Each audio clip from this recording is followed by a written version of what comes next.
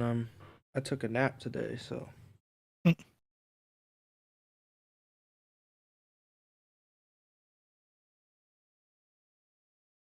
Testing 1, 2, 3.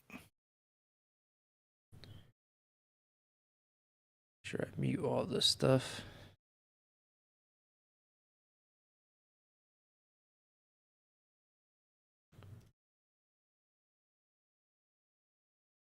Why didn't I hear myself?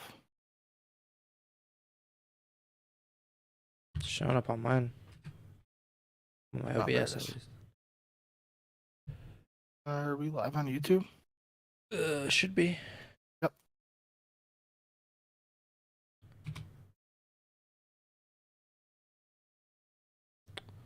YouTube Studio. Get the tweet out. Time to talk about latest CDL qualifying matches in Big 14. Yep, 114. Tweet.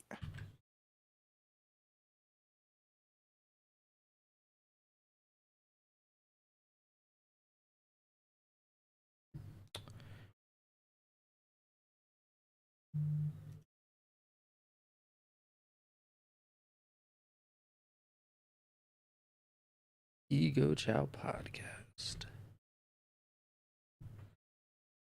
Right.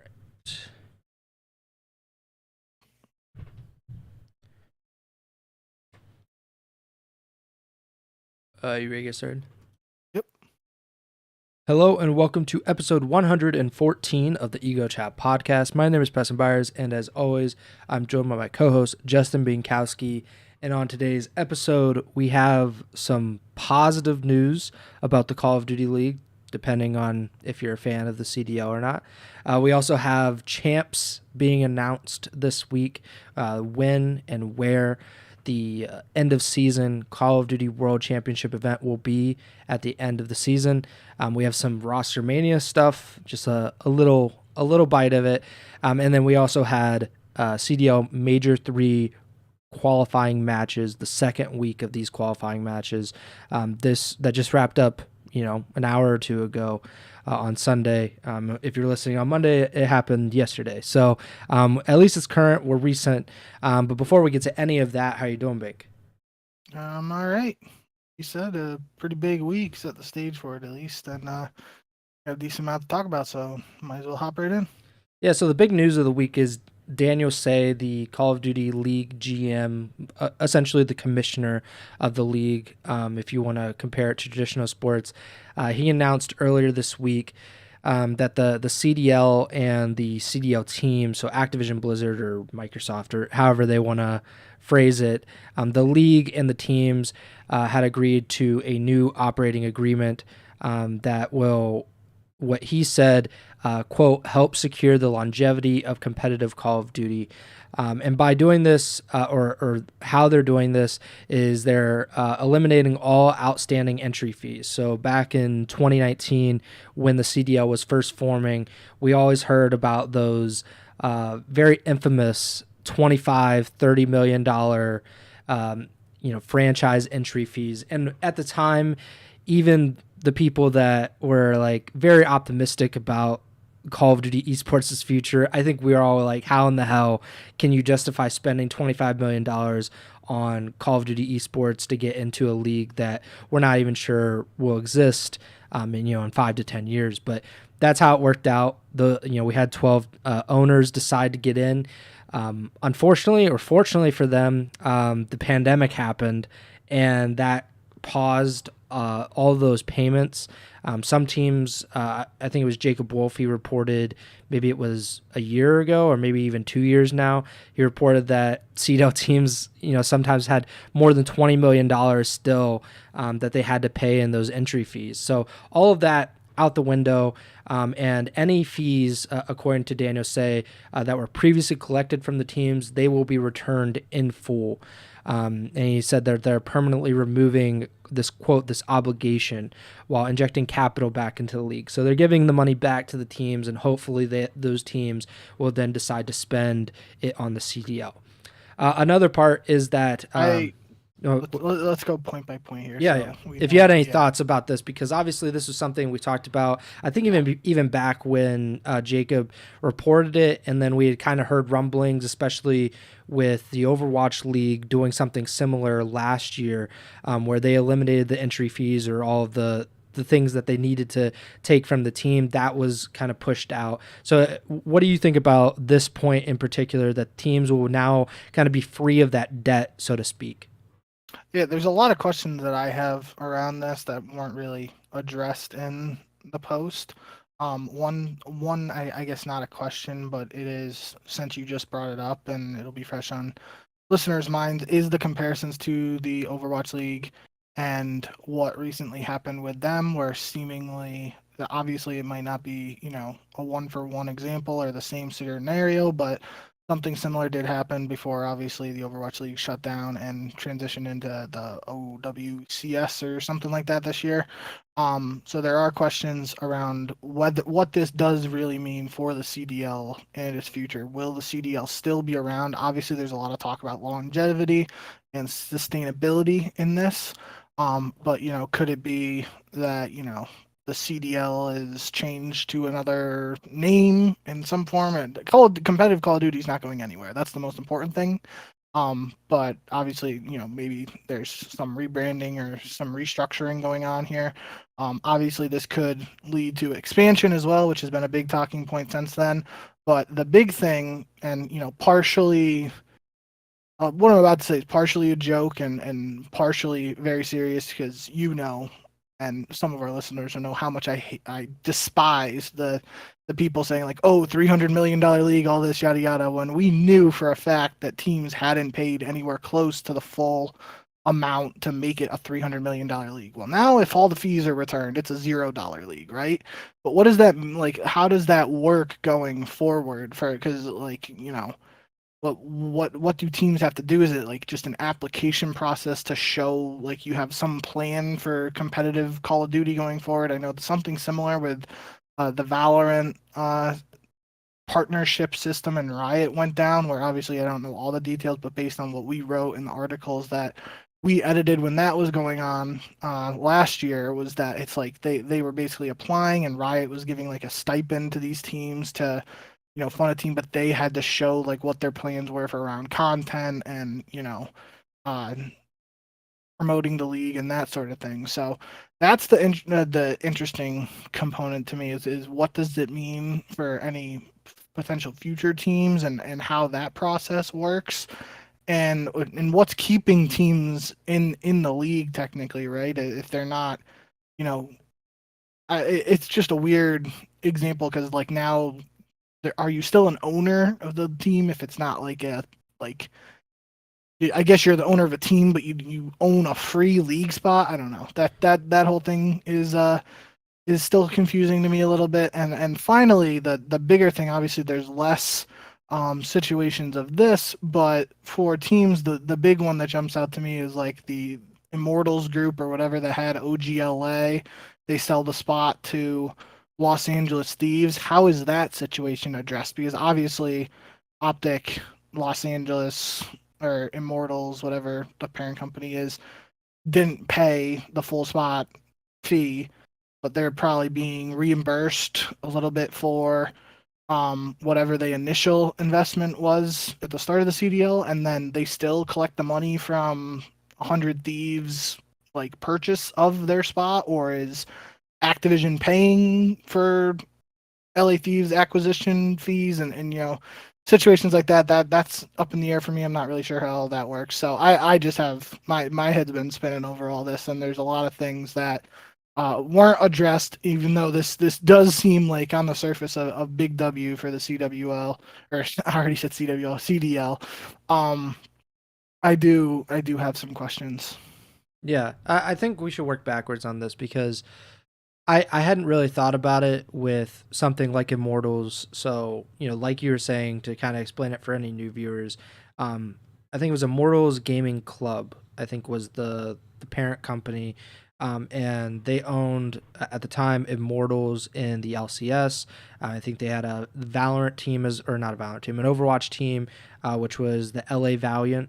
And then they owned Optic Gaming Los Angeles. So they had bought Infinite was that company that bought the Optic brand from Hex, and it got folded into the Immortals thing. So it was OGLA, but Hex and Scump and like most of the Optic guys were not a part of that. They were part of the Chicago Huntsmen.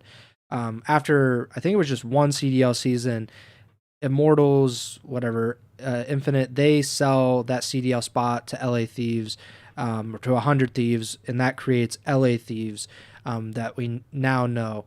But we've also had we had the Chicago Huntsmen and then Optic Chicago, and then there was NRG owned that spot, and they sold the Optic stuff to Envy, which got folded into the Dallas Empire and all of that, and obviously the Boston Breach came into existence as well after Chicago moved to Texas. It's a very obviously we talked about it I think a few months ago now, but if you look back at professional sports leagues when they were first starting up in the first 5-10 years of their existence, you look at like the NBA back in like the 1940s and 50s, like there are so many teams that just like existed for a few seasons and then they're like never to be heard from again. Same with the NFL, Major League Baseball, all of that. And that's kind of what we had with the CDL. I think this is the 5th season in CDL history, and we're still trying to figure it out. We've had so many like teams relocating, rebranding, just ceasing to exist. We'll see what happens with the Gorillas, because that was kind of a saga by itself last season. So I'm interested to see if any of these teams that were involved in kind of a weird ownership change or sale, if they talk about like how it works out, how they're getting reimbursed, if Immortals gets money for that. I'm sure that they get reimbursed if they paid those whatever like $2 or $3 million up front, but we probably won't hear a ton about it. I don't know if there's a ton of esports executives that are just like explaining that, oh yeah, we got $3 million back from Activision for, paying in 2019. But the point that you made about, are you really an owner, or like, what is kind of like your role in this league if there is no entry fee? If you look at, I think, most leagues aren't expanding that quickly or that much. Major League Baseball will, I'm sure, expand over the next 5 years. They're obviously the A's are trying to relocate to Las Vegas, and we've seen some pushes for a team in Sacramento or Nashville or North or South Carolina, different places. And I think Major League Soccer is probably the most aggressive in expansion, because I think they've expanded by like 10 teams in the last like 5 or 10 years. But they have to pay hundreds of millions of dollars, typically to get into these leagues. So I think, but if the CDL is saying that the 12 teams that are already in the league, they didn't have to pay really anything to get in. Does that same thing apply to future teams? Or is that just for the 12 teams that, were approved back in 2019 or since then through a team sale? A lot of these owners are billionaires or have like some connection to like, this massive amount of wealth. The Gorillas, owned by Kroenke Sports Entertainment. The Kroenke family are, it's one of the richest families in the entire world. Robert Kraft owning the Boston Breach Oxygen Esports. He owns the New England Patriots and the New England Revolution and all of that. So like a lot of these teams are tied to kind of big money, a lot of big names. And that was something that was alleged in Hex and Scump's lawsuit, was that Hex was kind of denied, allegedly, from being a CDO owner because he didn't fit like what, quote unquote, they wanted to a CDL owner to look like, or to to have like their stature, and that to me sounded like we want NFL, NBA, the sports teams owners, because that's easier to sell to advertisers and any potential people that want to get involved in this league. But if the future is those teams don't have to pay anything, I would love to hear what the plan is for expansion, or if there is a plan for CDL expansion. I would say that there should be.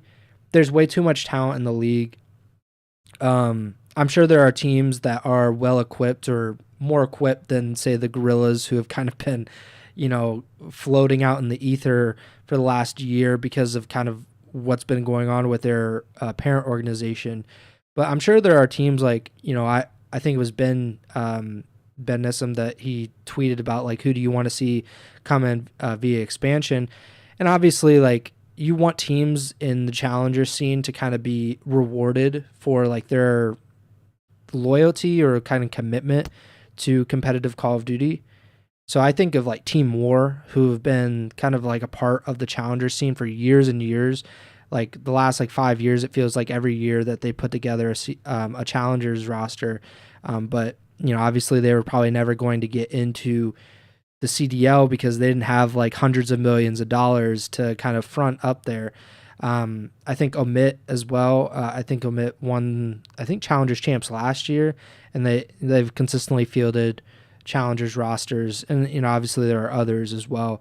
And then of course you have other esports organizations that are involved in other competitive scenes. I think of someone like Vitality, which is based in Paris. Like to have that European representation. Obviously they were in Call of Duty before with Gotaga and Whalers, I believe, back in the day. Somebody like Fnatic, which is based in London, which would fit well because we don't have a London franchise anymore.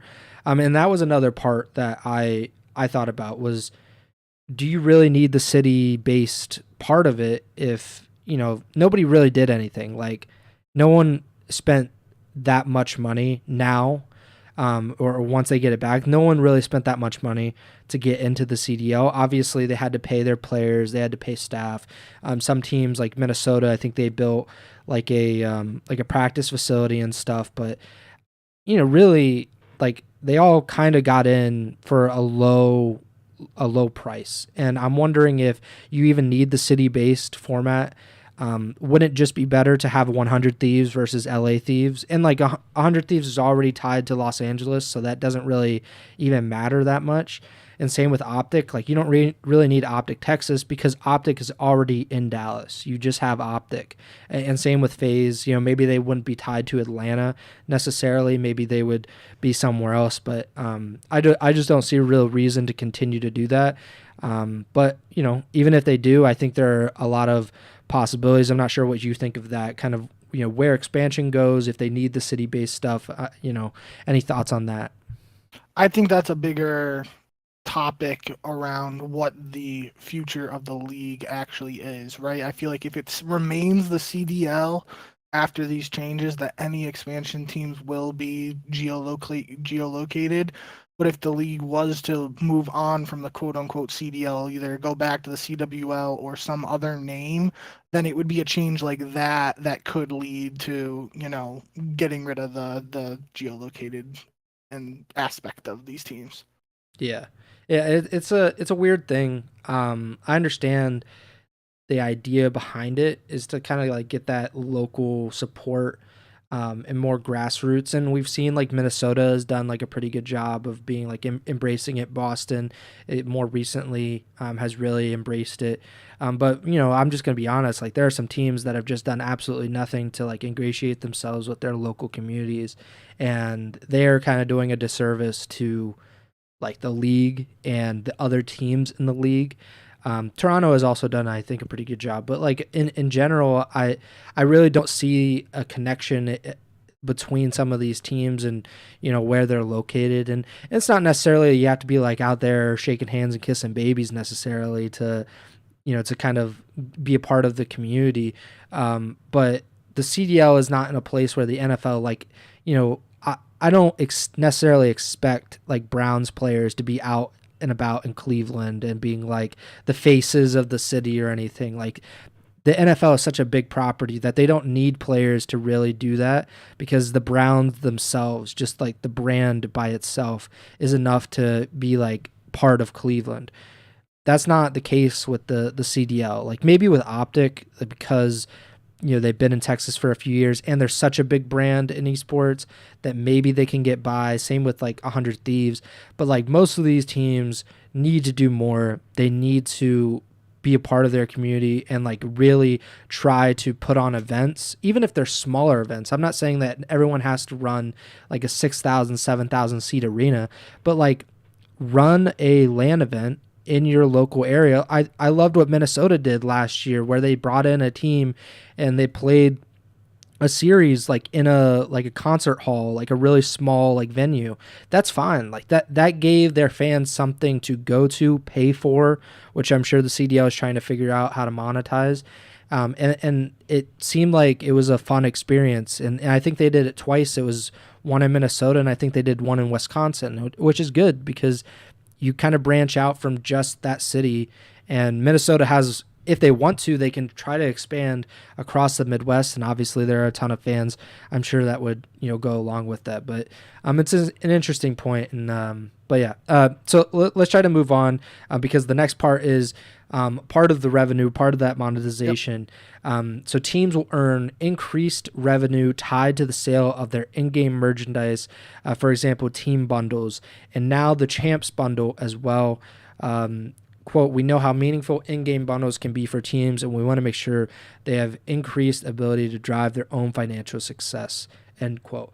On this point, I just want to say, like, the CDL not the CDL, Activision, the Call of Duty developers, whether that be Infinity Ward, Sledgehammer, or Treyarch, they need to be better. Like, their designs have been lackluster with some of these bundles and some of the in-game merchandise, which doesn't make people want to buy it. Like, no matter if you're a fan of a team or not, if you have a really ugly skin in the game, it might not be bought, and that is not good for the teams. I actually think the teams should take ownership of this, or in the future they should be the ones designing it if they want, because I think some of the teams will have a better idea of what their fans will actually want in this, and they'll be able to design better designs than I'm sure there are a lot of things that those developers and like designers for Infinity Ward, Sledgehammer, Treyarch, I'm sure they have better things to do. A lot of times there are other things to do, but this has been a key part of it, and probably the biggest thing is when these things drop, because we've seen in the past before where these skins don't come out until like too late in the cycle. And then like who cares at that point? Like, these need to be day one. Like, as soon as Call of Duty drops, the CDL bundle, or maybe not the Champs bundle, but definitely the team bundles need to be on day one, because that's when people are ready to spend their money. They're ready to get into the game.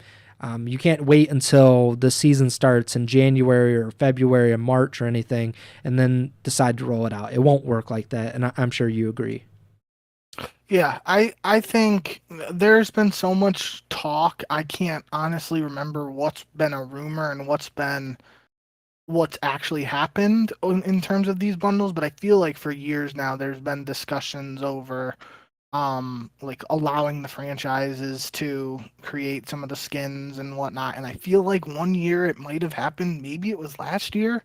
I really don't remember, but I feel like it actually did happen once where they gave the teams, because I feel like I remember Aaron Create from Optic like saying he had some part in it, or I could just be completely misremembering. I remember something along those lines, yeah.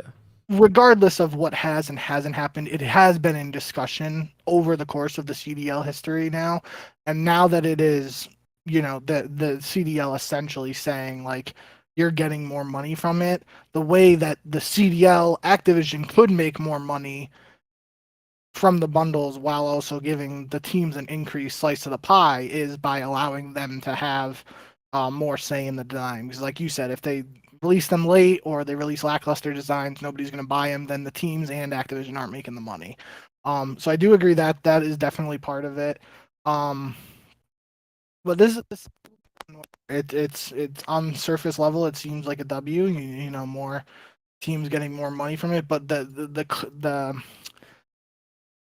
aspect of purchasing skins and bundles in Call of Duty has always been not, at least from an esports perspective, it hasn't been a main priority. Like, you look at these other games like Valorant, CSGO, even League of Legends, stuff like that. It feels like it's more prominent than, especially, CODs. I know Valorant and CS is mostly first person as well, but the thing a lot of people say is you're buying these suits and stuff, and you can't even see it unless you're going to a third person mode or whatever. You see the camo on the gun, and that's it. Um, Unless you're playing against somebody, and then my I always joked when we were playing like GVs and competitive COD and stuff. I would love playing the people in optic uniforms because they're wearing these bright neon green suits, and these environments that it sticks out like a sore thumb, and I was a huge fan when people would wear that stuff against me. But nonetheless, I think this is on the surface a W for the league and the teams involved. But I do agree with your points that there has to be some urgency in terms of getting the stuff out so you can make money sooner, and getting the teams involved, just regardless of what has and hasn't happened in the past in terms of that. So that the designs are potentially more in line with what the fans want, and then if the fans want them more, they make more money. It's a win-win for everybody. Yeah. CSGO is probably the greatest example of this because the stickers have been such a major success, especially like financially for teams. And they get a cut. The players themselves, they had like the signature. And I think the CDL does that for like champs, but I think that's it. Which is a missed opportunity again because that's only like a really small part of the season, and it should just be you start the season and everything's there. It really helps out. The third point was increased subsidy events or event subsidy amounts for the CDL teams that want to organize these live LAN events, such as majors, opens, and champs. So this is an interesting point, obviously, because it's Carolina. They announced a week ago or 2 weeks ago now that they're not going to be hosting the fourth major in Charlotte as planned, and that event will now be in Burbank and won't have fans. This has become kind of a yearly tradition with CDL teams. New York did it last year. Most memorably, it ended up that LAN ended up being in Columbus with no fans. I think this is all well and good, but we'll see what happens because I know that the big point has been that these events are not money-making events, that teams lose money on them, and I'm interested to see if that will change at all. Like, how much more money will it be, and like, will that actually make a discernible difference between the teams that have already been trying to host events, Boston, Toronto. We'll get to it, but now Optic, I think Optic is hosting. Who else has been hosting events? Minnesota, I think, has hosted at least one or two. Florida or Miami just hosted one this season. So like we're seeing some teams, Boston and Toronto have, I think, been at like the top in terms of like almost every year they're on top of it. They really want to host an event. But a team like FAZE in Atlanta, one of the bigger cities in the United States, especially in the South, they have not hosted a CDL event since like February 2020, and I'm not sure exactly even if that was FaZe hosting it or if that was the CDL hosting it in Atlanta. But it's been at least 4 years since we've had an event where the best team historically in CDL history is located.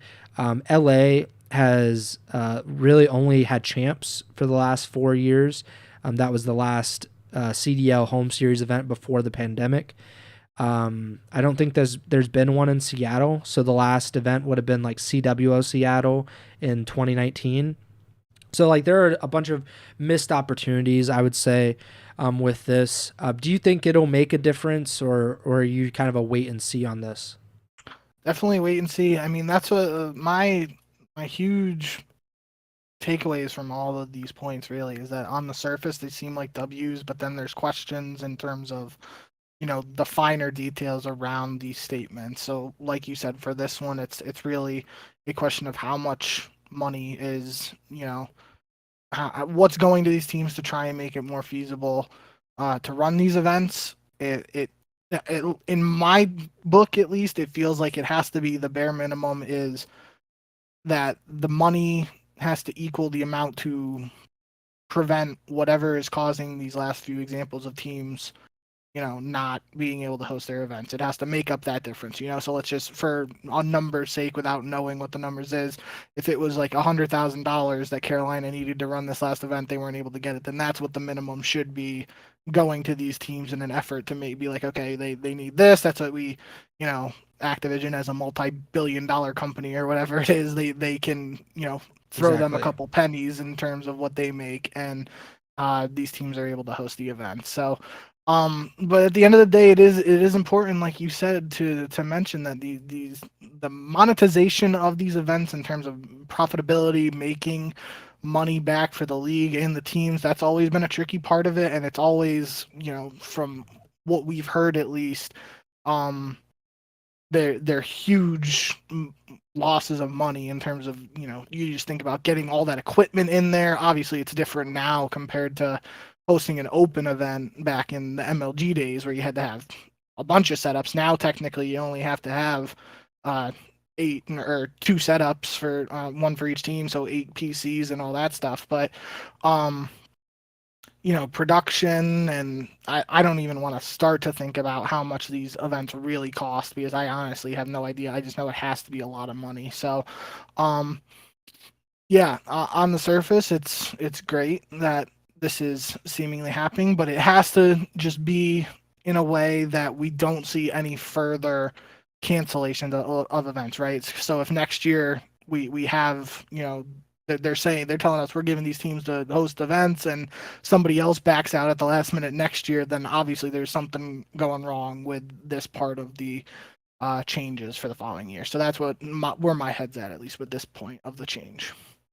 Microsoft is so they're in 2023, their revenue was $211.9 billion. Their net income was $73.4 billion. This is a rounding error if they put on event per team. If they put on 12 events per year, it's a rounding error for Microsoft. They don't recognize that they have lost like any of this money in the end. And I think with Microsoft now being a part of it, it should make it easier. Like I think when Call of Duty's their contract with Sony and PlayStation is up, like it would just make sense to kind of like be, part of like Xbox and, or just PC in general.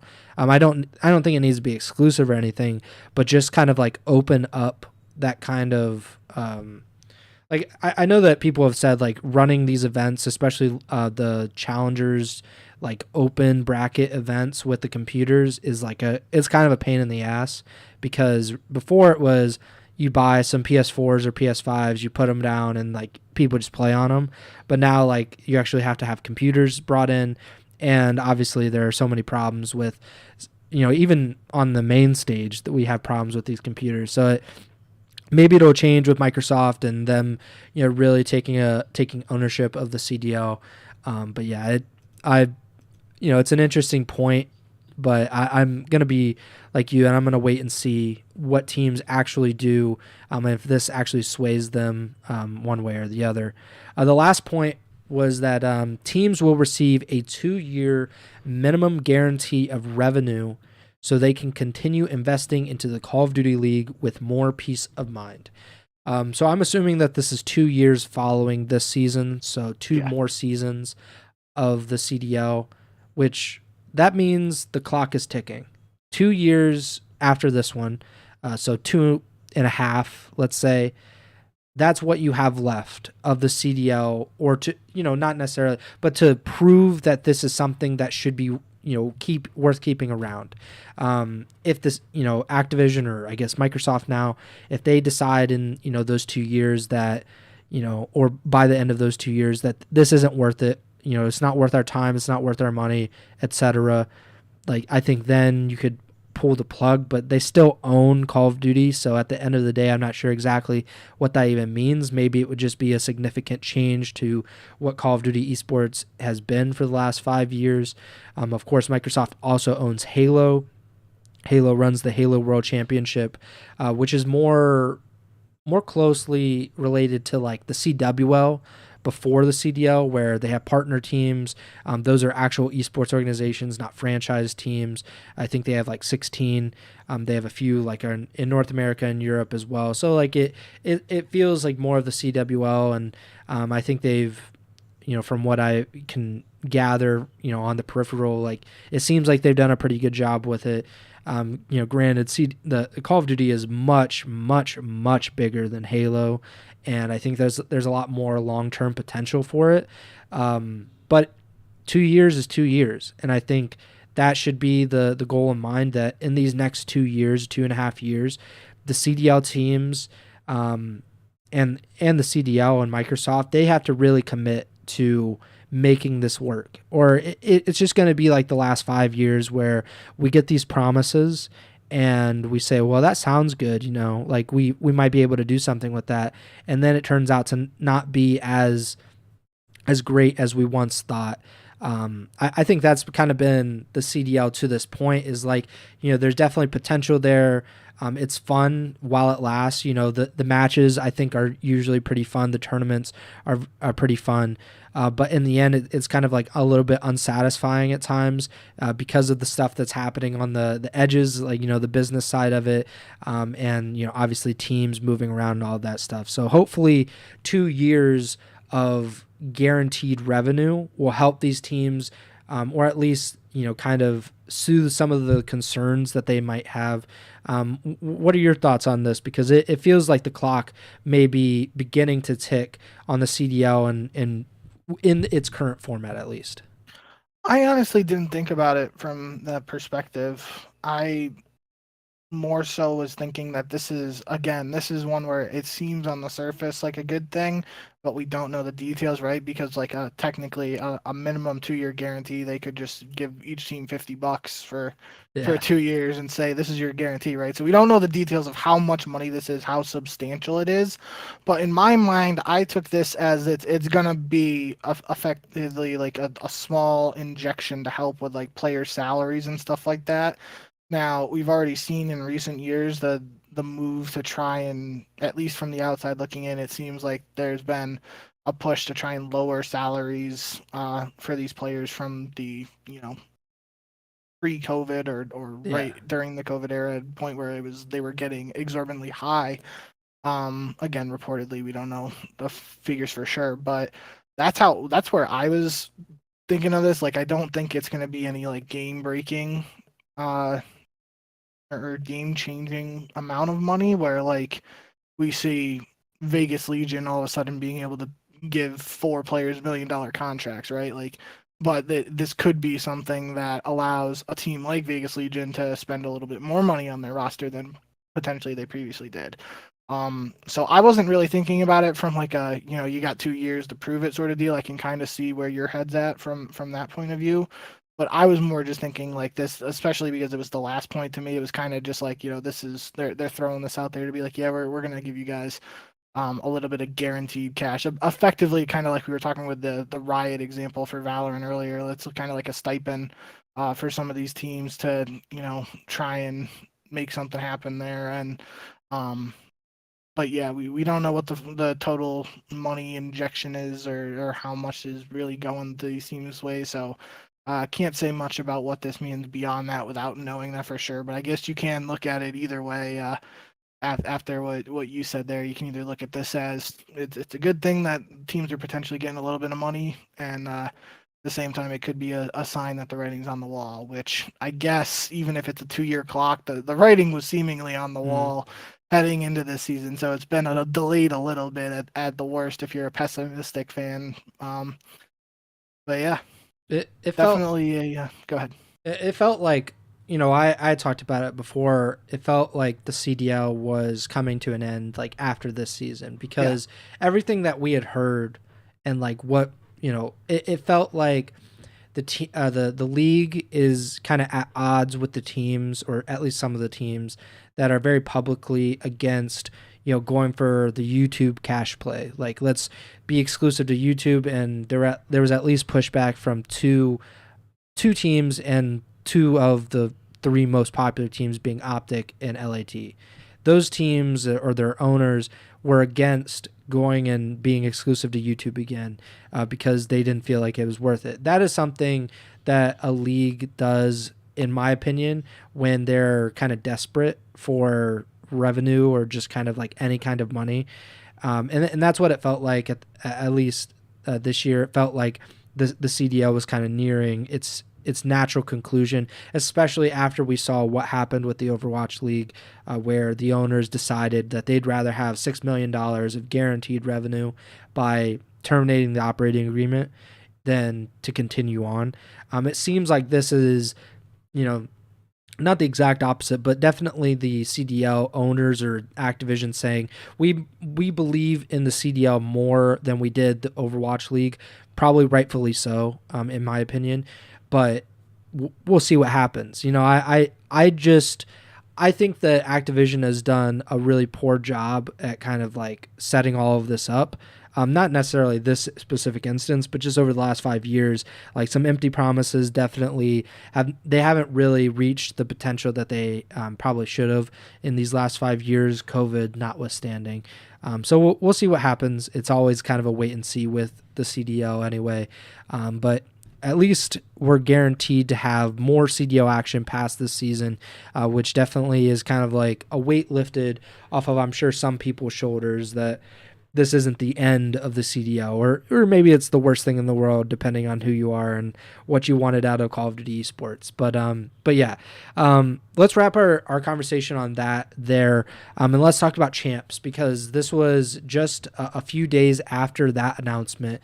The CDL had another announcement that the 2024 Call of Duty League Championship is going to happen July 18th, from July 18th to July 21st.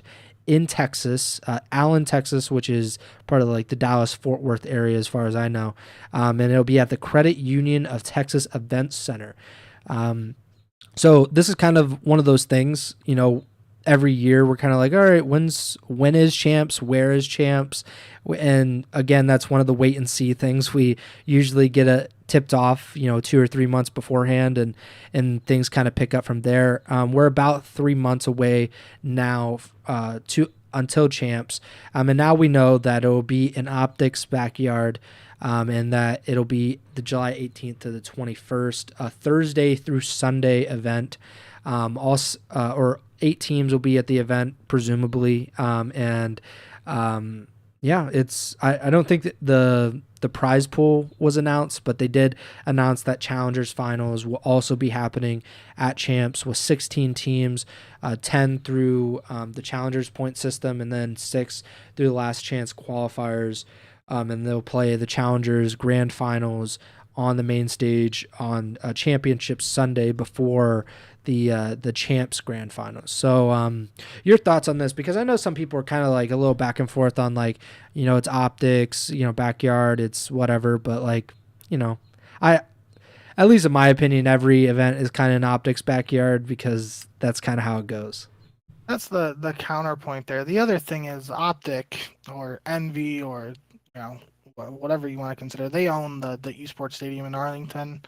So if it was technically a quote unquote home event, it would be there instead of it wherever this other place is. Now I don't know how far away this place is from Optic, but you can also make the argument that a lot of the team's players, even though we've had these geolocation teams and whatnot, there have been a lot of teams housed and competing in these online matches from Texas over the last couple of years. So you could argue, especially in a year where it's seemingly about trying to save money and make money back and give money back, all that sort of thing, that especially if a lot of players are still in Texas, this could be the cheapest route for this event in terms of paying for players to get to the event and whatnot and all that. So I don't really have a problem with it. I did see that initial sort of discourse there about it being a quote unquote optic home event and whatnot, and I do think that is a solid point, referencing what you mentioned about Optic always the most popular team in any event, no matter where it's located, is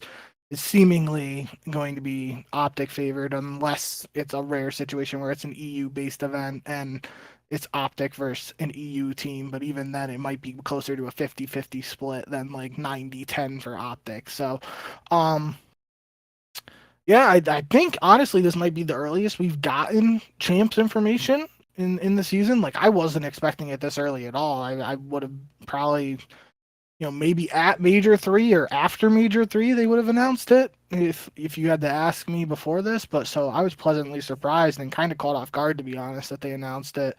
Um, but it does mean now where we don't know what's going on with the off season, if this is happening end of July, we could be in for another torturously long off season, which we'll obviously have to cross that bridge when we get there, and hopefully it's not too long. But that is something else to consider now that we know when Champs is happening. So I guess this Champs announcement and last year's Champs announcement were almost identical, like almost the exact same time of the year. But Wow. last year's Champs was a month earlier than this year's. So there was only less than 2 months from that announcement to actual championship weekend. We have 3 months from this one. So that is, even though it's the same time, like it is later in the season. It was later in the season last year than it is this year, which is a good thing. It's good to have plans. Like people, if they're gonna fly out to, Yeah. and I looked it up. Allen, Texas is like 45 miles away from Dallas, or like from the Arlington, esports stadium and all that stuff. So like that is not like like a real like quick simple drive like down the road. Like it's a little bit of a drive depending on if you're used to that sort of thing. But still, like if you're gonna fly out to Texas and attend champs, teams especially need to figure out their travel arrangements to make sure that they're able to like get hotels, get a flight out to all of their staff and all of that. It's good to have extra time on this, and I'm glad that we're getting it at least 3 months ahead of when the actual event will be. I'm excited. I don't buy into the whole backyard thing because like you're going to be in someone's backyard almost all the time anyway. If you're running one of these events, if you're running in LA, like you could just argue that that's Gorilla's country actually, because the Gorillas have owned LA for the better part of 5 years. LAT really hasn't done a whole lot of that, but if you want to say any of these cities, except if you're going to a city like Chicago where they don't have a team, but Minnesota technically is the only Midwest team. So at that point you could say that. But Optic in general is the most popular team, and they have the loudest fans, or the most fans necessarily. They make the loudest noise, and that doesn't mean anything. I saw people talking about it on Twitter. It's like Optic has won one Call of Duty World Championship. They have been the most popular team every single year, and they've only won one. It does not matter that it's in Texas or close to Optic at all. Like it makes it more convenient for them, but half the league lives in Texas, so it makes it more convenient for pretty much half the league anyway. So I don't think it really matters, but it's a good thing that Challengers is also coming back to champs, and that they'll get that main stage shine before Championship Sunday. That's always kind of cool to see the teams and what they're able to do on such a big stage, and hopefully we'll see players and teams that get bumped up to the CDL that win that event, like we saw from this past year. But yeah, that about does it for the the preamble part of the show. We spent about 45-50 minutes talking about that, but it is literally the future of the CDL that we were talking about. If things didn't go that way, we might be talking about kind of the downfall of the CDL and where we go from here. But that means that the Ego Chall Podcast will probably be continuing on for at least a few more years. Maybe the CDL can make us the official podcast. We definitely talk so glowingly about the league on a consistent basis. I think we might have some competition there too. I don't know any popular CDL podcasts, so we're really the only one. Let's get into these matches. We'll more quickly run through them. Some of these were kind of expected, some of the results, but we had the second week of the Major 3 qualifying matches. All of these online. I think we had 9 matches in total this week. 3 on Friday, 3 on Saturday, and 3 on Sunday. Starting with Friday, April 19th. I think it can't be the upset of the weekend, but it's at least in the top two. Carolina versus New York. We both picked the Subliners to win this. Of course, why would we not? And we were wrong, not because we're dumb. I think we're very smart people, but New York had one of their worst weekends, in years. Really, their worst weekend since Major 1. And they lose this opening match to Carolina 3-2. And not only 3-2 in just like a general way, Carolina, who we've talked so much, I wrote them off last week. They must have heard me. Clayster was watching. They had very rarely been able to win S&D. It was something that we talked about quite a bit. They end up beating New York, the defending world champions, twice in S&D in this series to win the match 3-2. Your thoughts on a horrible way to start the week for the New York Subliners? Yeah, I mean, this is something I did bring up when we were doing our predictions last episode. I said I was going with New York, but Carolina has upset them before, so it wasn't totally out of the realm of possibility in my eyes, even though recent history suggested that New York was favored. But this was a very big series for Gwen, who ended up setting the new record for most kills in a series for CDL and MW3 with 115, and he did it by, I think he dropped 12 in both S&Ds, and he had a 1v3 in the last round of the game 5 to close it out in the game-winning round. So it was a really strong performance out of Gwen, and I mean, if that's what some of these non-top 4 teams are going to have to do to beat the top 4 teams, then I'm here for it. But it's also if you aren't getting a superstar, potentially record-setting performance out of a player, if that's what it takes to beat one of these top 4 teams, it might be a bit of a stretch in terms of how frequently we see this. But it's a good sign for Carolina at least, and obviously the rest of the team statistically didn't have the strongest numbers, but it's also kind of hard to post strong slaying numbers when someone on your team has so many kills. So it's just a win that Carolina will definitely take. And the bigger thing around, we'll talk more about Carolina when we get to their second match of the week too, is that they're seemingly now all in the same area, competing from an apartment or a quote-unquote headquarters facility, even though I don't think it's an actual facility. And is that like the change that finally unlocks this Carolina team and allows them to, be more competitive? Because we've seen it on LAN, like glimpses of what this team can do. It just seemed like in the online matches they struggle, and that put them on the back foot heading into some of these lands. So we'll have to see now that they're all together in the same spot if this unlocks like the next level of the squad. Yeah. So I almost said Hydra. Gwen dropped 32 in map 1, 30 in map 3, 29 in map 4. And then obviously, like you said, 12 in map 2 S&D, 12 in map 5 S&D. He dropped a 1.47 KD. He had over 20,000 damage. He's just a ridiculous player. I know he kind of got clowned a little bit a few weeks ago after they lost to Vegas, and he said something along the lines like, "Can't believe I lost to these bums," or whatever he said. And, Theory, got butthurt about it. I kind of believe Gwen when he said, like, now that we've seen this, and he's been really good all season. Yeah. Like, he's definitely the rookie of the year, like, front runner for me at least. Even though Carolina's been pretty lackluster. But, like, for this to happen against, Hydra had a good series statistically. Kismet had a good series statistically, and it still didn't matter.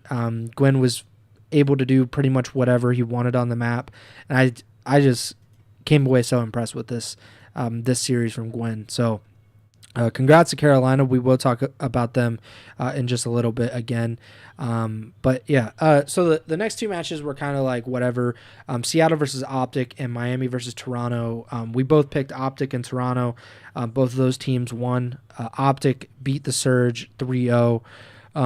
Nothing, really to talk about. Like, it was a close series, but that's that's kind of how it goes. It was a 35-point win in hardpoint, a round 11 S&D win for Optic and on high rise, which is always good. Not necessarily good for Seattle, which has been an S&D heavy team, and then a 3-0 control win for Optic. Any thoughts on this series in general? No, I think this is, what you expected. Especially those first two maps, were probably a little closer than um, some fans might have liked, but I think they were going through on the broadcast and saying Optics records on these maps, and obviously 6-star is a new map. But I don't believe they had played a lot of high rise search or Karachi control. And I remember last episode, or maybe it was 2 episodes ago, when we were talking about like the number of maps that teams had played on the maps that were removed for the ones that were replaced. Optic had played a lot, so it seems to me like Optic was potentially taking the opportunity here to test some maps out. So that could obviously play a factor in how close the maps were, but end of the day, Optic gets a 3-0 win. Greenwall shouldn't have anything to complain about from that one. Next match was Toronto versus Miami. Toronto ends up winning this series, but it was kind of interesting. Obviously, Miami, they win this opening hard point, 250 to 163 on Vista. And then they go to round 11, Karachi S&D in game 2. Toronto ends up taking that map, and Toronto ends up winning control and hard point, even though the hard point was decently close as well. I mean, it was a good showing from Miami, better than expected, and that's really all you can ask. I'm not thinking that Miami's going to beat Toronto, even if Toronto hasn't looked necessarily as good as they did earlier in the season. But and the Heretics have kind of been dealing with these mini roster changes over the past month or two, and we're still kind of seeing what Real can do with the Heretics. Any lasting impressions from this match? I think it's, it is interesting that Miami was able to take a win, but it's also on one of the new hardpoint maps. So obviously both teams are trying to get a feel for them and that sort of thing. So that is interesting to note. And obviously that map too, like you mentioned, was pretty obviously all of these maps were pretty close outside of the control. But yeah, I mean, Miami obviously before this one they beat Boston. And that was one where they won some searches, but they won Vista Hardpoint in that match against Boston. So they should be 2-0 on Vista Hardpoint now. It could be, maybe that's a team that sees a little bit of help from these map changes. But now I'm looking at their next match, and I already am backtracking on what I said. So up to this point, though, they were looking good on Vista Hardpoint, and you could maybe argue what I was just saying, that the map changes were helping them. But that will, in about 5 minutes, you'll understand why I'm backpedaling a little bit, because I just saw what happened in their next match. Yeah, so Friday night, Miami felt really good about their Vista Hardpoint. By Saturday night, they did not feel nearly as good. They lost 250 to 164 on Vista Hardpoint to open the series against LAT to start on Saturday. I will say it seems a little, we're making it seem like they got 10-point clubbed or something. Yeah. But so we're being a little dramatic, but But they're not undefeated, so they don't have that to hang their hat on anymore. But they did win round 11 6-star S&D to tie the series against LAT. LAT wins the control. Rio Hardpoint, which has been the bane of Miami's existence, it seems, since it came into the map pool. They win that map by 101 points to force a Game 5. And unfortunately for Heretics, they lose Invasion Search Game 5, 6-4. Kremp drops 11 in that map to take the series 3-2 for LAT. This is a pretty back and forth series.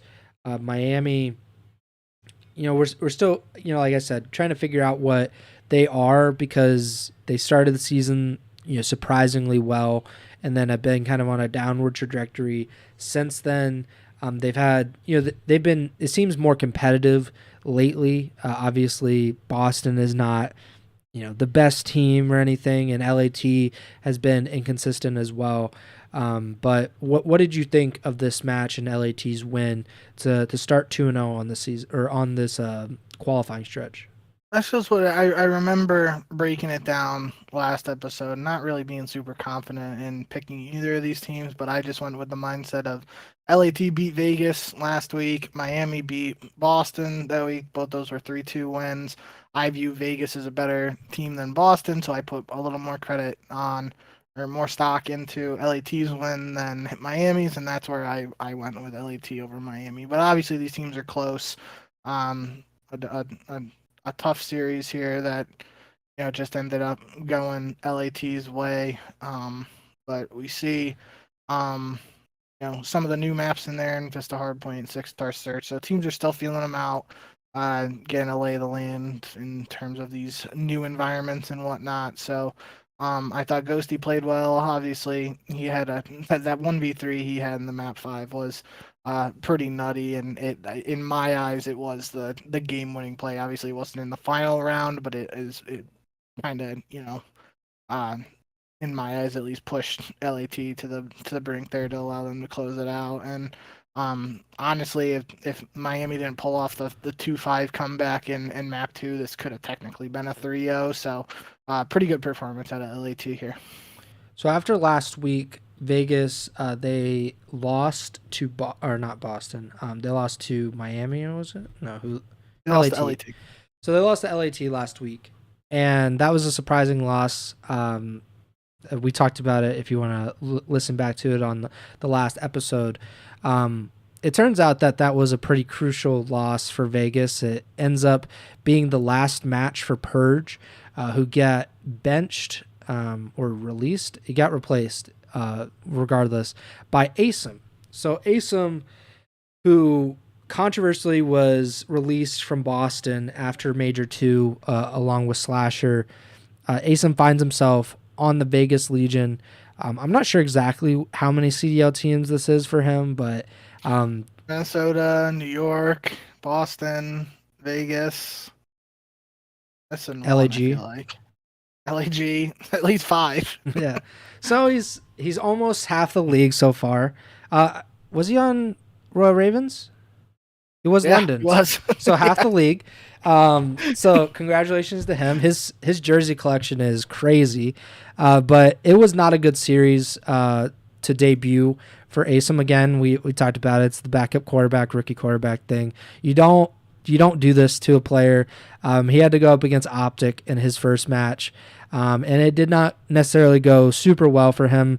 He had a .64 KD. Vegas gets 3-0'd, despite it kind of being a close series in terms of like individual map scores. But yeah, 3-0 for Optic. What do you think about Purge being replaced here by ASIM? Obviously, we talked about how ASIM probably didn't get a fair shake with Boston. I think that could probably be the case for a few of the teams that he's been on and then been benched or released in his career.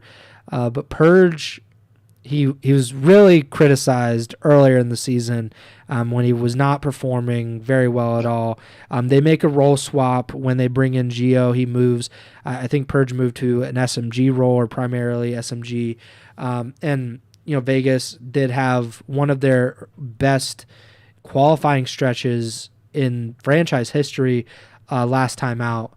So what do you think about Purge being replaced by ASIM here? Yeah, obviously I've sung ASIM's praises before, so I really like the move, and I do think, like you said, Purge notably struggled statistically on multiple occasions this year. So I think it's a case. Obviously, there's some talent there. I know there was the clip earlier in the season where Clay was saying that he even potentially wanted the team with Purge before they got Gwen, and Purge kind of said like, no, I don't want to play with Clay or whatever, and that was obviously funny. But obviously, that means there is talent there that's being recognized by multiple people. It's not just a case of like Vegas gave this kid a chance and it didn't work out. But he just maybe needs a little more time in Challenger, so he's going to go back in the pit now, and I think he's on FC Black, so he's got a good shot to showcase what he's capable of on a really good team there. But for ASIM, this is, we've talked so much now at this point about the league being like top 4 and then everybody else. realistically, I mean, obviously, I know New York struggled this past week, but realistically, the top four teams shouldn't be making any roster changes the rest of this year. I'd be very surprised if they were. So Asim going from Maybe. Boston, who's at the very bottom, is getting a chance to, potentially go on one of the best teams that theoretically could make a change this year, right? Mm. So he's getting a really good opportunity here. If things don't work out, I'm really gonna have to, sit back and reevaluate, what's going on. But I do like the fit. I think him and Attach should really um, work well together from a communication standpoint. We've seen multiple times on different teams and stuff that seems to be a strength for them in particular. And you have a young gun still in Geo, and obviously Nero. We've talked about him since the days on Boston, where he Mm-hmm. he always just has that ability to like light the match, and just he can give you 35 kills like nothing. And he might struggle in other maps, but it seems like that potential is there, where he can just out of nowhere go off and take over a map. So I really like the move, and I think long term it could be a good one for Vegas. But do I think it's gonna, push them into the top four or anything? Obviously, it's tough to say because we'll have to see more from them. But I do think this is a move that if it goes well, it should solidify them as like that fifth, sixth team just outside of the top four. Yeah, I think this is the best roster that Vegas has had, and or the Legion have had, probably in their franchise's history. Like, the Standy, Clayster, Temp, TJ roster was like solid, and they were very, very close to making champs last year. Yeah. But I think like the talent on this team is like really high. Obviously, Attach. I think he's probably one of the best AR players in the entire league. So like that really helps in general.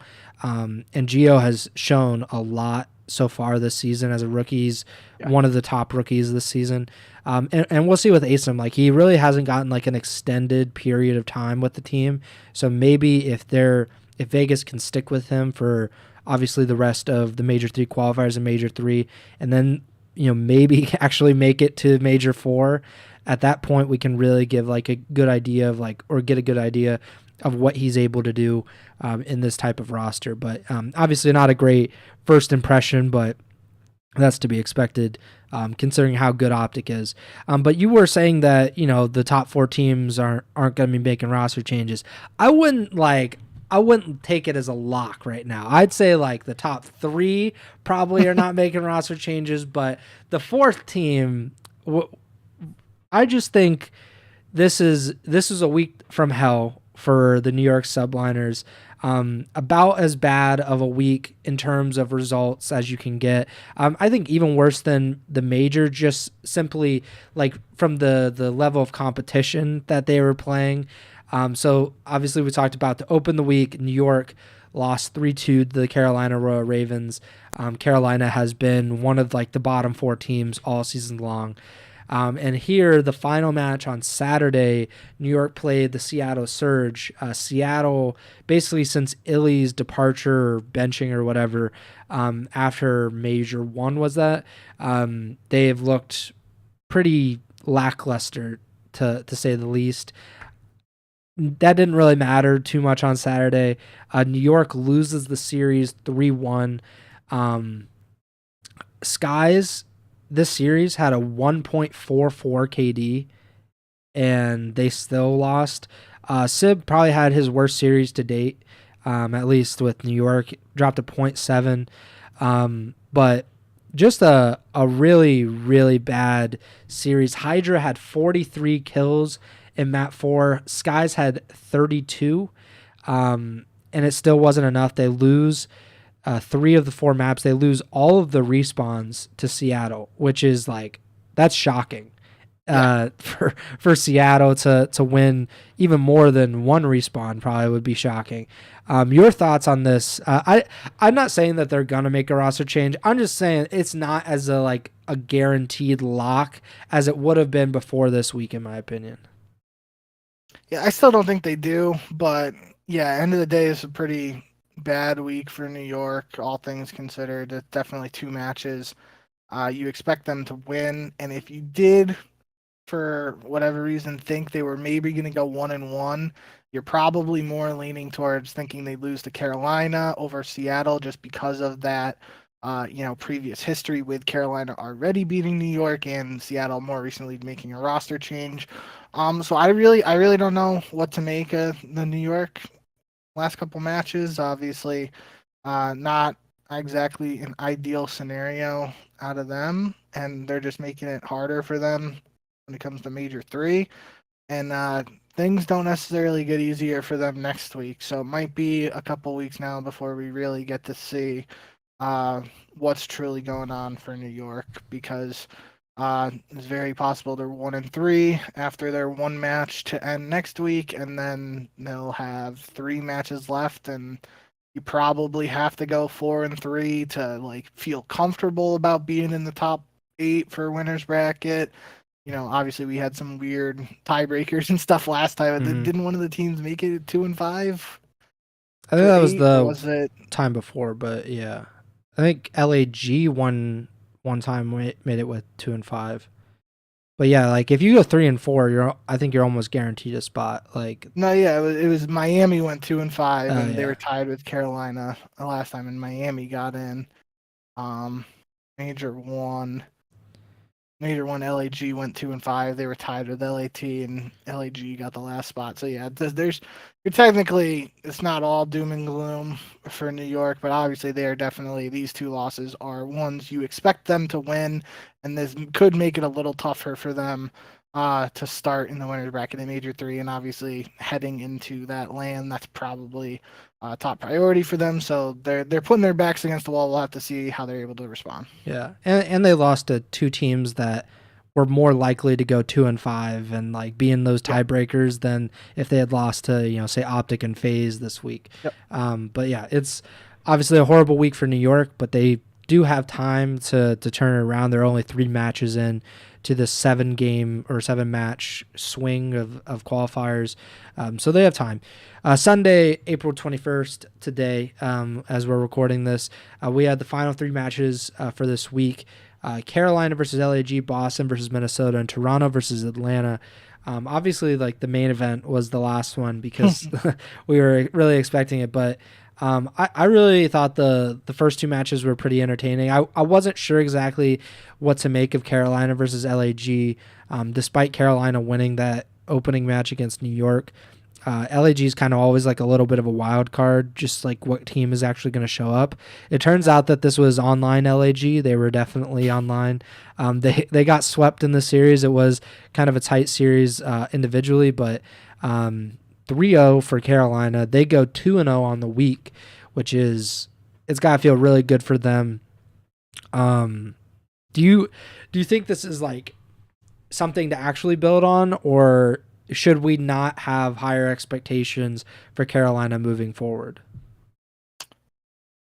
No, I'm excited to see what Carolina is capable of now, especially online environment in the same facility, apartment, whatever it is. I think this clearly gives them the best opportunity to be really more competitive in these matches, and if that's what it takes to bring out the best in them, then I'm here for it. So I'm excited to see what they do. Obviously, they have the win against New York is more meaningful than the win against LAG in probably just about everybody's eyes. But I'm excited to see what they can do against all these other teams that they're going to be playing now. In the qualifiers, see if this is really what unlocks them going forward and allows them to potentially, get into that conversation of being that team like just below the top 4. I feel like that's a realistic expectation for them if they keep on improving.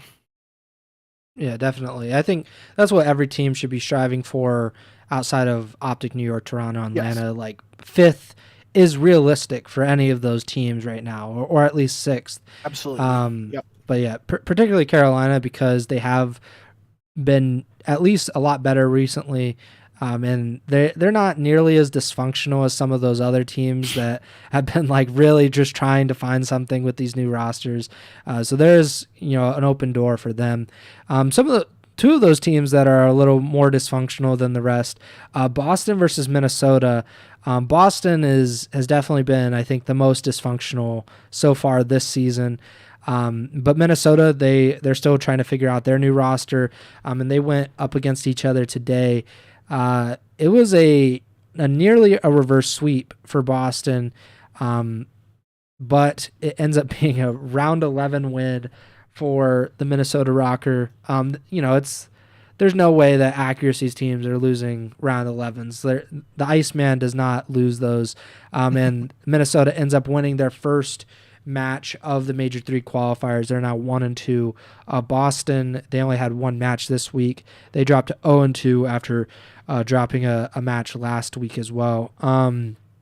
Any thoughts on this? Because the first win for the gunless and standy version of the Minnesota Rocker. And again, obviously Boston, because of how dysfunctional and how public that has been. I think, there are definitely people that are going to relish in this kind of loss for particularly someone like Snoopy and the Boston Breach. Yeah, I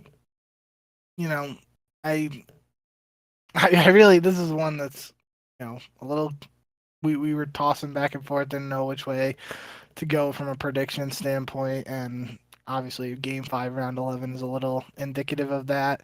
But I'm trying to just think here, even looking at this for Minnesota, the fact that one of the searches was a 6-0 and the other is around 11, that doesn't really add up to me.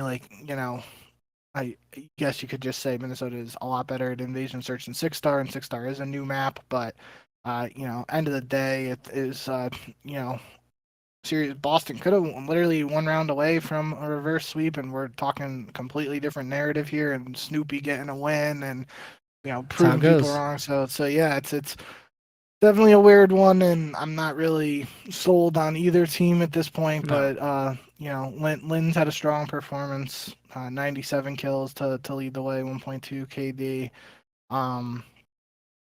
But yeah, I think gonna need to see more from both of these teams still before I really have a good feel for the new rosters, how they're doing. But obviously, Minnesota getting that win is a step in the right direction for them. That's kind of how the teams near the bottom have to really work anyway, to win those matches against other bottom 8 teams and hopefully just kind of rack up as many as possible. So this is a good first step for Minnesota. And like you said, for Boston, it's a completely different narrative if one round goes differently for the Breach and they win that Game 5, Round 11. But that's how it goes. That's just kind of like Call of Duty in a nutshell. One round can change pretty much everything. So, but they've only played 2 matches so far. Like I said with, I think it was New York. Boston still got time to figure it out. Maybe get to 2-5 or maybe even 3-4, and then we'll see what happens at the major. It's kind of anybody's ball game at this point. There's a lot of competition in the bottom 4, and we'll see what happens. But finally, we had the grand finale of the weekend. But it was not as competitive as you would likely imagine. Atlanta FAZE, Toronto Ultra, the 2 teams that competed against each other in the Major 1 Grand Finals, that Toronto won. Toronto also beat FAZE in the winners finals of Major 1. But this was not competitive at all. This was more resembling what happened to Toronto in the grand finals of last year's champs against New York. Just getting bludgeoned by a seemingly superior opponent. FAZE 250 to 127 on hardpoint, 6-1 search, 3-1 control. None of these maps were close. The stats tell the tale as well. Celium 1.83 KD in this series. Abizi and Simp both had 1.3s or better. Draza, a lowly 1.16 KD. 3 of the players on Ultra had a 0.66 or below, and Scrappy was the only player to exceed 10,000 damage or have above a 0.66 KD. So this was an ass-kicking of, unexpected origin. I would not, I wasn't thinking FaZe would, I picked Toronto, but I want to clear it up. That I said, if you want to go back, you can listen to it, or you could watch it on YouTube. I said that I just wanted to be different, which is kind of the story of my life. But I wanted to be different, and I picked Toronto because I didn't want to just agree with Bink the entire time or most of the time. But I said that Atlanta was the better team. I've been saying that, we have been saying that for at least the last month or so. They proved it. Like, I'm not picking against Atlanta. Yeah. Like, even we could have the same exact picks. I'm not picking against Atlanta, at least until they give me a really, really good reason not to. But yeah, I don't know if you had any thoughts, or if you just want to shower FaZe with praise, because that's kind of, this is kind of like the Atlanta FaZe podcast at times over the last few years. But this was a good example of that. Yeah, I mean, there's been a lot of good quotes out of this. Octane in particular saying it's a one-team league now. Parasite, what exactly did he say? It was something essentially a little less dramatic than Octane. Yeah, he goes, FaZe and Optic are the two best teams in the league right now. I don't know what happened in New York and Toronto, but they got a lot to figure out. What am I watching? And then I think on the broadcast or other people on Twitter were kind of making the comparison to like Cold War FaZe here. It seems like, FaZe is just hitting stride. Obviously, they make the roster change to bring Draza in, and maybe it just took a little bit or a couple months to get the feel for playing with Draza and figuring all that out. But it seems like they're definitely just, I don't want to say they're final boss for him yet, but if they aren't, they're definitely getting close there if they keep on performing the way they have been, and that's got to be scary for the rest of the teams in the league. So. Just a really strong performance. Obviously, there was the beef between Scrap and Draza heading into this one. It didn't honestly live up to the hype as much. Draza was a little more tame than I expected. Obviously, he was shouting into his camera right after the match ended. And then in the post game interview, Bucket actually just asked him, like, "What are you going to tweet when you get out of this interview?" And he was basically just like, "Yeah, I'm gonna tell Scrappy maybe talk shit to the other teams not in the top four before you start talking shit to us." And I thought that was good, but I thought it could have been a little spicier. But end of the day, he really could have said whatever he wanted after that performance. It was a really strong series out of FaZe. That just shows that they are the undisputed best team in the game right now. So they lost twice, Atlanta did, to Toronto at Major 1. Again, in the winners finals and in the grand finals, they went 2-7 in map count to Toronto in that tournament. Since then, they are 11-2. They lost only one Major 2 qualifying match, or they lost two Major 2 qualifying matches, both of them game 5s. And they have not lost any other match. They went undefeated at Major 2 so far. Obviously, it's only 2 weeks. They're actually 12-2. Excuse me. But they've only had 3 matches in the Major 3 qualifiers. But they've beaten Optic and now Toronto in the qualifiers. Of course, they beat Optic twice at Major 2. They beat New York. So they've now dominated every one of the top 4 teams in the last 3 weeks or last 4 weeks. They are the best team. It is undisputed, undeniable. And Optic is, I don't want to say like a super distant second, because they have given FaZe like a run for their money in terms of like individual maps. But FaZe has been like, they haven't went to a map 5 against Optic so far this season, as far as they actually the first major, they went to a map 5. But other than that, they've won 5 matches, lost 0. Most of the times been 3-0 or 3-1. They beat them, 7-2 in Major 2. So FaZe is just the best. Optic is certainly number 2 at this point. And I would probably give Toronto an edge over New York, just because New York had such a bad weekend. But neither one of those teams have looked particularly good lately. All I want to say, just because I just thought of it, is this really all started after that LAG win over Atlanta. So maybe that was truly the catalyst to, allow Atlanta, because they haven't lost since that win or since that loss to LAG, I don't think. So, Yeah. Yeah, maybe shout out LAG for, I remember distinctly in Cold War, we were talking about it. It was like before they officially brought in Tupac, it was on Express S&D. FaZe lost to LAG when it was like Silly, Apathy, and like the former EG guys. Um, and like after that point on, they brought in Tupac and they like completely flipped the script in S&D, and obviously they go on a run after that and were a really strong team in Cold War. Maybe there's just a connection there between the LAG loss being what kicks things off for Final Form Atlanta. I'm still not ready to fully say they're Final Form because I still think obviously they're playing really well and they're the best team, but I think what's scary is they could get even better. Yeah, I mean, you think about it. If you lose to LAG online, like that is the ultimate wake up call. That is rock bottom. That's when your friends have the intervention for you, and you really need to figure out life after that. And that's basically what FaZe has been doing. They did have a few tough matches at Major 2, but they have looked incredible. I'm really glad I wrote that article about Simp and Abizi when I did, because Simp said he literally said, I think we're just going to keep getting better. Like, I don't think we're, peaking yet. And I mean, it looks like he was very prophetic with that statement.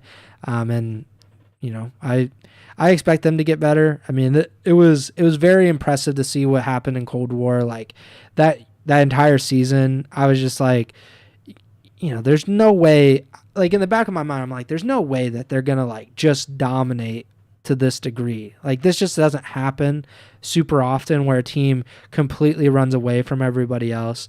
But they did, and they might do it again. We thought it was going to be really top four heavy and it was going to be a dogfight between those top four. But right now it's like there's one really big, strong dog, and then there are three other ones that, they're tough compared to the rest. But when it gets, when it's time to play FaZe, those three teams have not really shown up to the level that I definitely thought they would. But that might just be a testament to FaZe and not necessarily like anything about those other teams. But we'll see what happens as the season progresses. We do have another week of qualifying matches to talk about, and we'll give our predictions for. So there are 8 matches this week. There were 9 last. We're starting on Friday, April 26th. Only 2 matches. 2 kind of like we'll see what happens. Like there's no real. I guess it's better when we have just like the bottom 8 teams play each other, and then the top 4 teams play each other, because I feel like that's when we really get the competitive stuff. But the Friday, April 26th, Carolina plays LAT and LAG plays Minnesota. I mean, Carolina just went 2-0. LAT, they look decent as well. Who do you got in this match? It's kind of a tough matchup. I gotta go with Carolina. I'm putting a little more stock in their recent win over New York. The whole being in the same facility or area thing. So yeah, give me Carolina. Yeah, I'm gonna go with Carolina as well, because LAT beat Miami, and I'm not really sure what's even making Miami at this point. So I don't really know if I can give LAT a ton of credit for that win. Carolina's victories definitely seemed, at least one of them. Maybe the LAG one shouldn't count either, but the New York one definitely is a good sign of things to come, hopefully, for the Royal Ravens. LAG versus Minnesota, there's no way I'm picking LAG online, so the Rocker. Well, I'm going to let you revisit that sentence in a second, but I'm going to take Minnesota here. No, because I refuse to pick LAG online right now. I mean, it's the anti-FaZe. They have to give me a reason to pick against them or pick them. In this case, Saturday, April 27th, first matchup of the day, LAG versus the Boston Breach. I'm Ryan with Snoopy. I'm All right. I'm into the Breach, or whatever their hashtag is. I'm going with LAG. This is one I really don't want to pick either team, but yeah, give me LAG, I guess. I'm just not convinced by Boston yet. Toronto versus Carolina. Toronto obviously coming off of a really dominant 3-0 loss. Carolina coming off of a 2-0 week. Potentially their third straight win if they end up toppling LAT on Friday. But I'm not going to pick. Right? Yeah. But I'm not going to pick Carolina. That's a bridge too far right now. Yep. I'm going with Toronto too, but definitely going with the caveat, especially after the New York win, that this is another one. If Carolina shows up the way they played this past week and Toronto shows up the way they played against FaZe, then this could be one Carolina takes. But again, saying Toronto showing up the way they play against the best team in the game, that's not really being super fair to Toronto. But yeah, I'm going to take Toronto, but this is one I'm definitely excited to watch because if Carolina wins this, then I'm really excited for what they're building and doing for the rest of the year. Last match on Saturday, Minnesota versus LAT. I'm going to go with the Thieves. I'm not confident at all in either one of these teams as well. I'm going to go with Minnesota, but yeah, this is one I'm not super sold on either team. Sunday, April 28th, Seattle versus Vegas. I'll go with Vegas, but I'm just thinking like their roster I think is really like it's good. Like it is a good roster. But we're really on a wait to see with ASIM in this roster and how they're gonna mesh. So I'll go with Vegas, but it's whatever.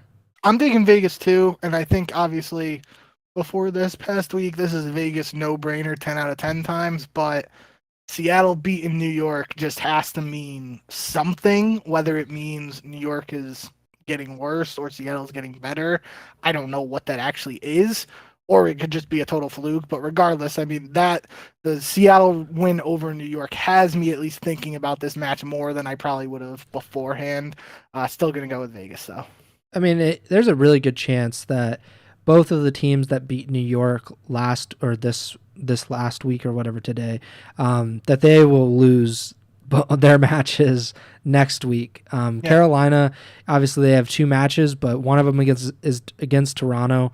The other is against LAT. Neither of those are easy matches, and Seattle plays Vegas, and that's not an easy matchup for Seattle either. So that would be a really weird turn of events, and probably good for New York and all things considered, even though we'll get to it, but they don't have an easy road either.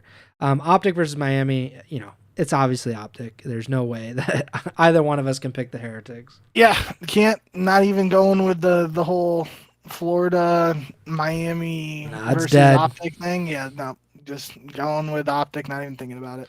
I mean, if Miami were to win, then we can revisit whether Real is tapped back into something and he's brought back the Florida curse or whatever. But at this moment, it is dead, and Optic seems like they should be able to roll to another victory. In the grand finale of next week's matches, Sunday, April 28th, final match, New York versus Atlanta. This definitely would seem like a even more intriguing matchup if New York had shown up this past week. But that also makes it pretty interesting, just because if New York is able to win this match, then what? What do we really make of the subliners? Like, it's easier to kind of like write them off or to like expect them to lose. But if they are somehow able to beat FaZe, I think that would be a really big, obviously a big surprise, but kind of a big shakeup with CDL and kind of where I view them right now. But I'm going to go with FaZe. There's no reason to pick against them. FaZe up, and like you said, not picking against them. So our pick 'em right now. So we're tied on the season, 91 and 46. So I had like an early season lead. I think it was Major 1 that I did really well at, but I really haven't had too hot of a streak lately. I went 5-4 this week. You went 7-2. So we're both 91 and 46 on the year. Trimmer, pretty damn good record for both of us. Yeah. What is the 91 plus or divided by, what is that? 46 plus 91. My math is not mathing. So we're on a 66.4% win percentage on our picks, which is good. Like, especially with how competitive these bottom 8 teams are, or like inconsistent really is probably the better word for them. That we're not getting all of the picks wrong, because I picked Toronto versus Atlanta aside, I picked Boston over Minnesota. That didn't work. Obviously, we both got the New York picks wrong. So it's the CDL. Anything can really happen in these matches. Just for reference, because the desk has been keeping up on the season. Puckett's 82 and 54, Well, this is before uh, Atlanta, Major. Toronto. Yeah. Because Nameless is 90 and 46. I think he picks FAZE here, so he would technically be 91 and 46 like us. But Puckett's 82 and 54. He picked Toronto, so I think 82 and 55. And Alley would be 87 and 50. And then the fans are 21 and 29. So that's like we're doing better than we're doing a pretty good job. I'm gonna give us some props there. We have former COD pros intellect when it comes to picking these.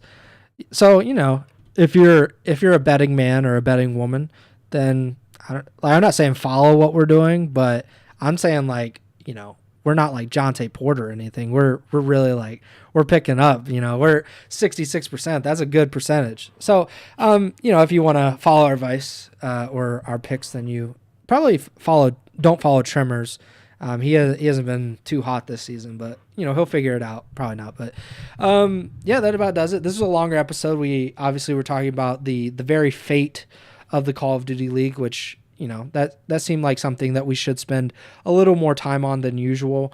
And that's not going to be an every week thing. Hopefully, I don't think they need to send out a state of the Call of Duty League after each week, but we'll see what happens. But yeah, thank you guys for listening or watching. Subscribe on whatever platform you're listening or watching on. Apple Podcasts, Spotify, YouTube, all that good stuff. We'll be back next week, probably next Sunday to do the live show, possibly earlier next week, so like Monday or Tuesday, if not. And you can follow us on Twitter at Bink with 2Ks, at Preston Byers, at Ego Chall Podcast, and Bink, take it away. Yeah, I already talked enough, so thank you guys as always for all the support. We appreciate it. We'll see you back here next week when we're here. And remember, send the chow.